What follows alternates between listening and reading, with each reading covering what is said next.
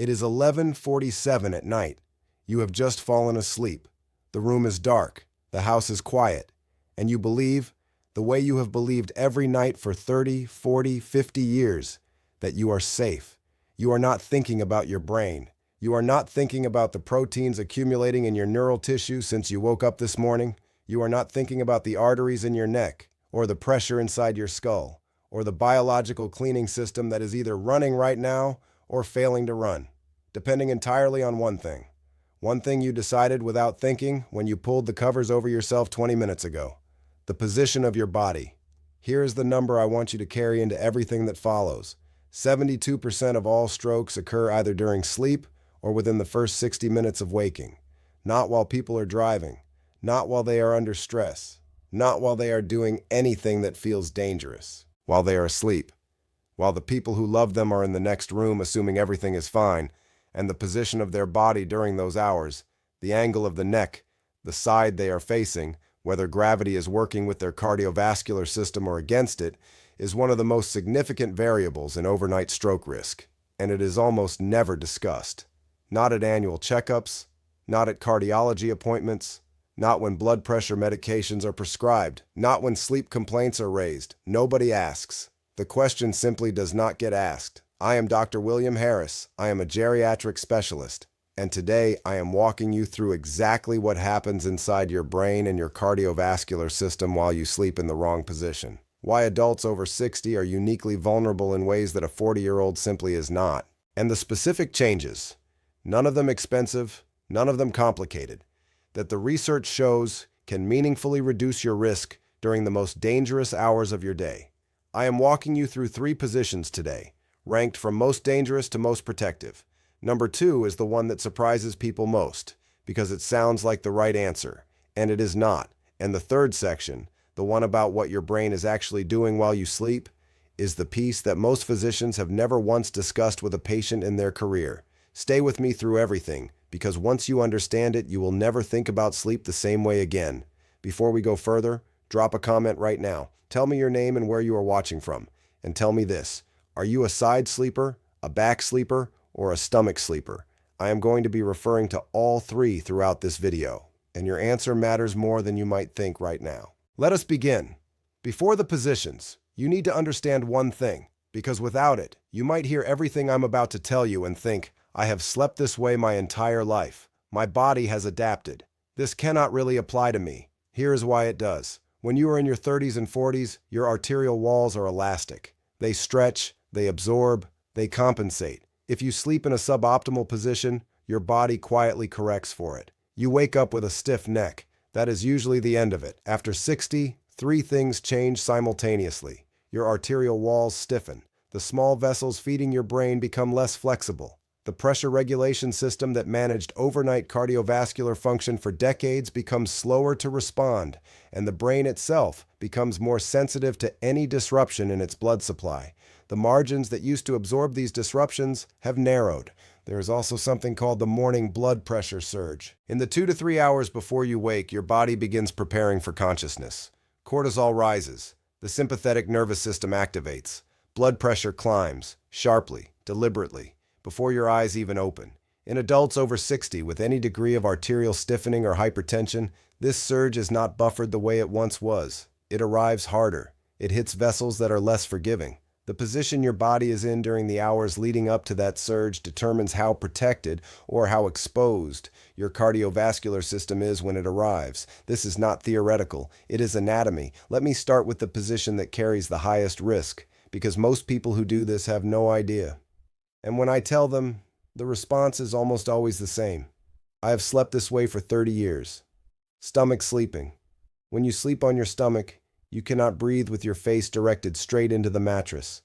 So you rotate your head, almost always to the same side, every night, for 8 hours, sometimes for decades. Running along both sides of your cervical spine and the bones in your neck are 2 arteries called the vertebral arteries. These vessels carry blood directly to your brainstem, your cerebellum, the regions of your brain responsible for balance, coordination, and breathing regulation. When your neck is rotated significantly to one side for prolonged periods, these arteries can become partially compressed.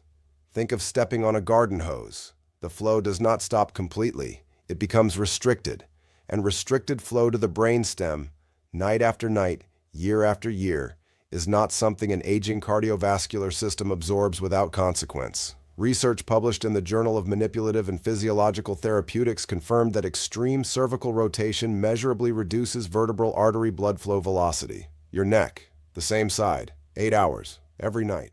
There is a second problem with stomach sleeping that almost nobody talks about. Your rib cage is pressed against the mattress. Every breath is a breath taken against compression. Your diaphragm cannot fully descend. You never reach full tidal volume, the deepest, most restorative breath your lungs are capable of. Lower oxygen per breath, restricted artery flow.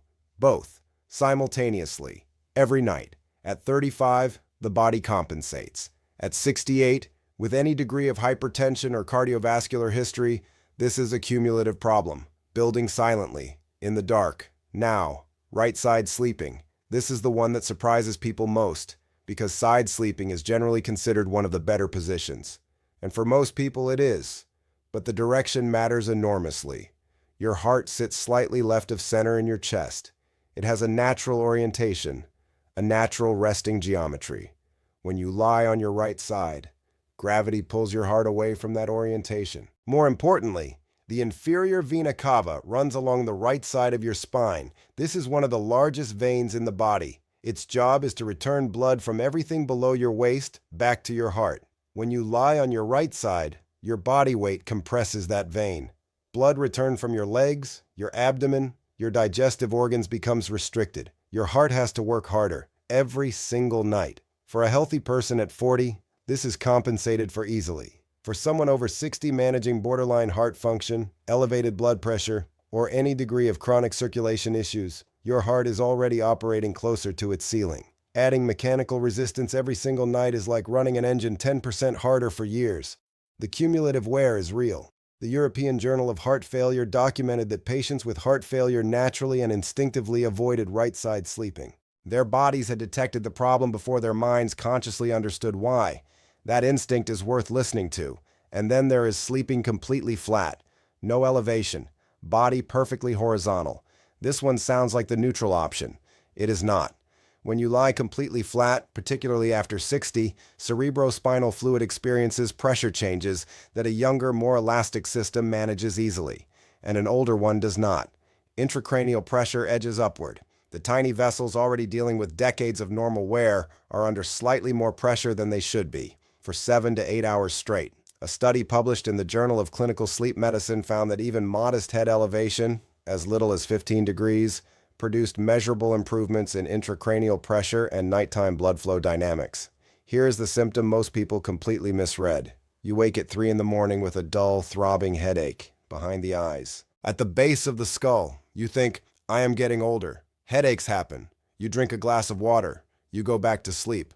What if that headache is not aging? What if it is your brain signaling that the pressure inside has been too high for hours? Drop a comment right now if you have ever woken up with a headache like that and assumed it was simply age. I want to know how many people watching this have been reading that signal wrong for years. Now I need to tell you about something that almost nobody talks about, something discovered in 2012 that changed how neuroscientists understand why the brain needs sleep, and why the position it is in during sleep matters far more than most people have been told. The brain has its own dedicated waste clearance system. It is called the glymphatic system. During sleep, cerebrospinal fluid pulses through the spaces between brain cells in coordinated waves, flushing out metabolic waste products that have accumulated during the day. The process is precise. It is orchestrated. And among the substances it clears are amyloid beta and tau proteins. The same proteins that, when they accumulate in excess, are found in the brains of Alzheimer's patients. The glymphatic system does not run while you are awake. It runs during sleep, specifically during deep sleep. A landmark study published in the Journal of Neuroscience found that glymphatic clearance is most efficient when you sleep on your side. Left side sleeping in particular offers the most favorable geometry for cerebrospinal fluid flow and drainage. The left side showed a consistent, documented advantage. Think about what this means. Every night that you sleep in a position that impairs glymphatic function, your brain completes its overnight cleaning cycle less effectively. The proteins that should have been cleared are not fully cleared. They remain. They accumulate. Not dramatically, not in a way you would notice any given morning, but over months, over years, over decades. The accumulation compounds. This is not a distant theoretical risk. This is the mechanism by which chronic position-related sleep disruption contributes to the cognitive decline that millions of seniors are told is simply aging. It is not simply aging. It is a brain that has not been adequately cleaning itself for years. Let me tell you about a man described to me as a retired architect, 71 years old, from Tennessee. He had been evaluated twice for early cognitive decline. Both evaluations found changes described as consistent with early Alzheimer's. His family had begun the conversations that families begin when that phrase enters the room. He was a stomach sleeper. Had been for 50 years. Nobody had ever asked. A comprehensive sleep evaluation revealed severely disrupted sleep architecture.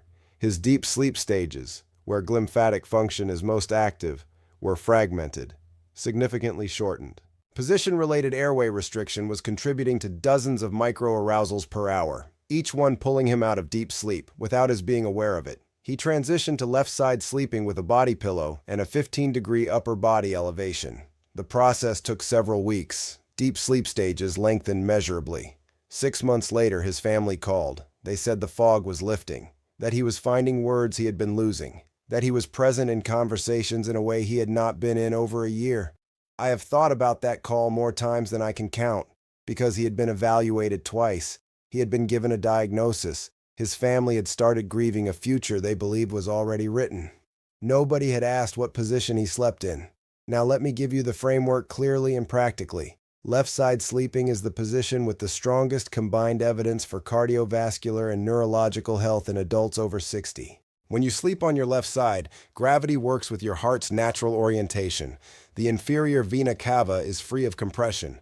Blood returns from your lower body efficiently. Your heart works less. The glymphatic drainage geometry is optimal. The overnight cleaning cycle runs at full efficiency. If you have never been a consistent left-side sleeper, the transition is real but manageable. A full-length body pillow placed in front of you prevents unconscious rolling during the night. A pillow between your knees keeps your spine neutral. Give it 7 consecutive nights. Your body will adapt faster than you expect. For those who cannot tolerate side sleeping, shoulder arthritis, joint pain, decades of back sleeping habit, there is a well-supported alternative. Elevating your entire upper torso from the shoulders down at 15 to 30 degrees, not just placing a pillow under your head. The head-only approach forces the neck forward, creating cervical compression and partially obstructing the jugular vein, the brain's primary drainage pathway. The entire torso must be elevated on a gradual incline. A wedge pillow accomplishes this. An adjustable bed frame accomplishes this more effectively. What this achieves, gravity assists blood return from the lower body.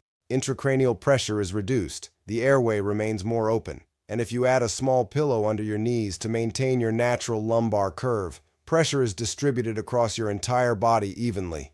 This position is particularly beneficial if you experience morning headaches, frequent nighttime waking, swollen legs by morning, or have been told your blood pressure remains elevated even while you sleep. And stomach sleeping. If there is one change to make starting tonight, it is this one. The vertebral artery compression, the restricted tidal volume, the neck rotation night after night, these are not risks that disappear because the habit is old. The habit's age is part of the problem, not its protection. A body pillow placed alongside you creates physical resistance against rolling forward. It is not comfortable for the first few nights. That discomfort is the old habit noticing the change. Stay with it. If you are still here with me, type the word glymphatic in the comments right now. I want to know how many people watching this had never once heard that the brain has its own overnight cleaning system, and that the position you sleep in determines whether it runs. When you call or see your physician, say these exact words. I have been reading about glymphatic clearance and sleep position in older adults. Has my sleep position ever been discussed as a cardiovascular risk factor? And would ambulatory monitoring show us what my blood pressure is actually doing during the morning surge?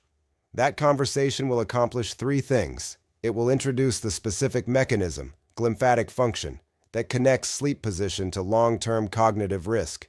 It will open the door to ambulatory monitoring, which captures the early morning surge window that most standard evaluations never see, and it will signal to your physician that you are an informed patient who expects a thorough answer. A physician practicing good medicine will engage with those questions directly, and if nobody has ever asked you what position you sleep in during a medical appointment, That absence is information too.